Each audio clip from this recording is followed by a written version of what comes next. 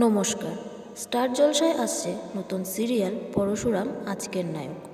গীতা এলএলবির পর আবারও ব্লুজ প্রোডাকশানে নতুন সিরিয়াল আসছে স্টার জলসার পর্দায়। আগামী 10ই মার্চ পরশুরাম আসছে ঠিক রাত 8টায়। আর এই স্লটে বর্তমানে চলছে উড়ান সিরিয়ালটি।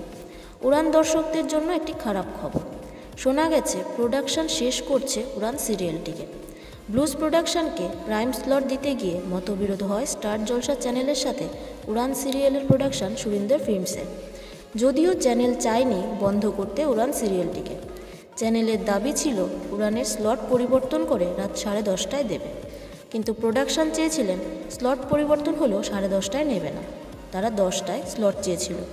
সেটা নিয়েই মতবিরোধ হওয়ায় প্রোডাকশন তাদেরকে চ্যানেলকে জানিয়ে দেয় যে তারা শেষ করবে উড়ান সিরিয়ালটি। তাই আগামী 10ই মার্চ থেকে আসছে ব্লুজ প্রোডাকশনের পরশুরাম, যেখানে জুটি বাঁধছে তৃণা সাহা এবং ইন্দ্রজিৎ বোস।